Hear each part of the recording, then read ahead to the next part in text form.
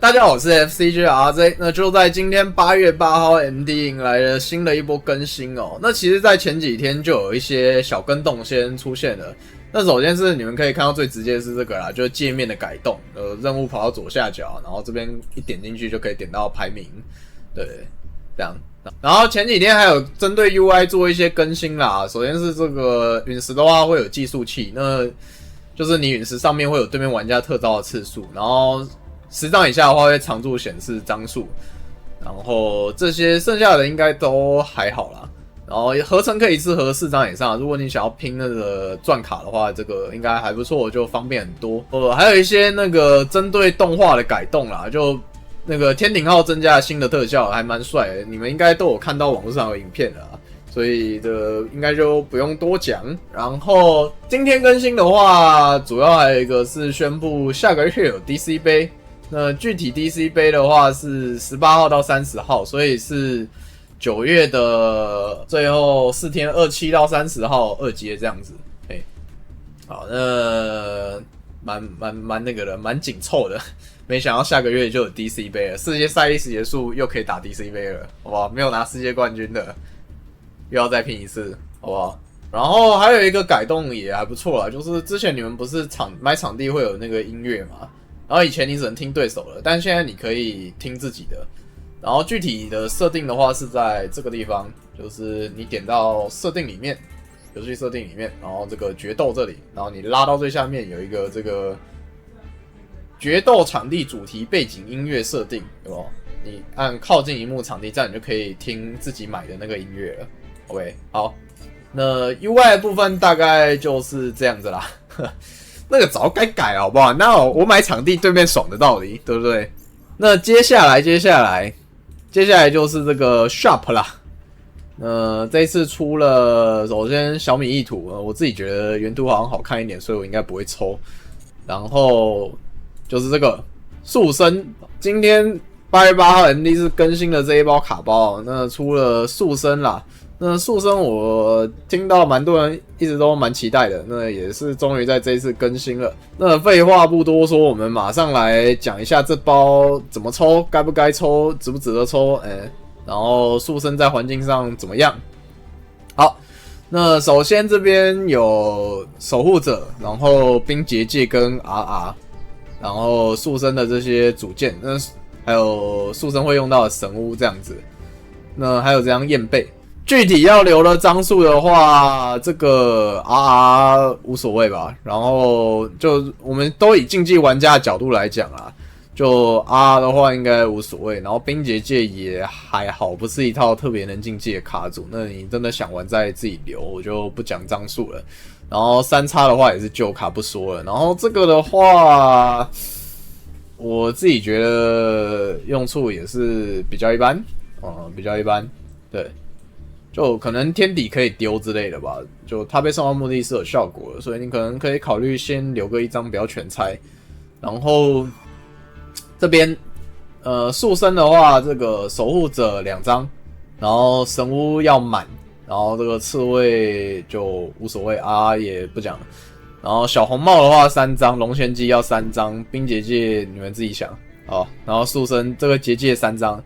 然后燕贝可以提一下，就是这张卡片它其实跟旅鸟的那个旅行准备有类似的效果，对旅鸟来说，所以其实还不错。对旅鸟来说是一个加强，那具体影响到什么程度我不太确定，但可以先留满吧，但应该不会放满这样。那懒人包关于速生的话是2、3，然后这个3、3、3这样子，所以速生真的挺贵的，光是这边就14张 UR 了，贵的要死。对，然后要不要抽这一包的话，要玩速生要抽，不玩速生可以直接 skip 掉。对，大概就这样。那速生很贵。然后接下来是关于速生这个卡组在这个环境上的评价啦。速生的牌组代码就这一套我试组了在上面，那我刚刚自己也玩过一下，我觉得就预料之中吧。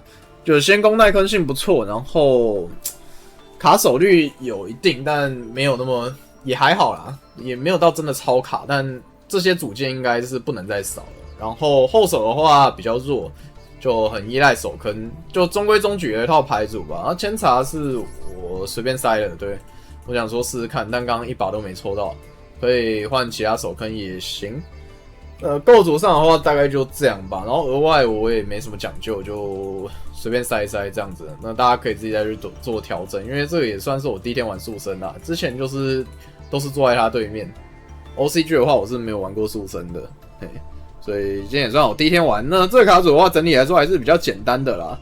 那环境上的话，面对算是优点跟缺点比较明确的卡组吧，就打消防队和神杯这种害怕就是抗指定的卡组的话，速生还蛮强的，就因为有这个结界。那你打到像是优贝尔可以碰你池，这个零撞你4100下的，蛮痛苦的。然后更痛苦的是古圣代用不了的对局，像是伊势坏跟烙印，对这些对局的话比较难受。那所以我有放毒阵龙啦，但这个毒阵龙具体有没有一定要也大家可以再试一下，搞不好用不上。对，可以放，如果不放毒阵龙的话，应该就要放第二张古圣代这样。对，然后自由格大家可以再去做选择啦。那这个卡组超贵，非常贵，刚就有讲过了，所以如果你没有很想玩的话，可以考虑不抽或不组，因为它在环境上我预测啦，我原本预测它就是大概 T2 的位置，那玩起来其实确实也差不多，它就是个中规中矩能玩能竞技的牌组，但没有超强。整体来说，最强的应该还是尤贝尔啦，对，所以开心就好。对 MD 的话，出了就是 MD 会出这种比较完整的牌，其实也没有那么长，所以也不用特别到纯石头吧。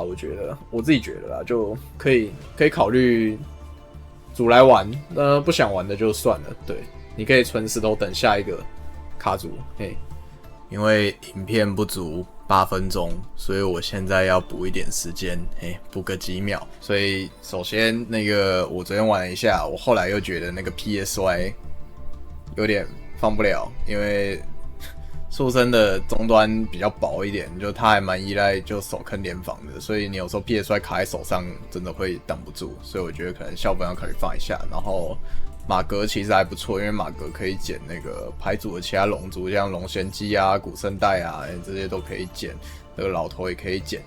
好，然后对，正式说完了，接下来我要讲一些心里话，就是速生这个卡组怎么可以这么贵啊？你可不可以摸着良心出卡啊？这卡组这个强度，你觉得这个造价对得上它的强度吗？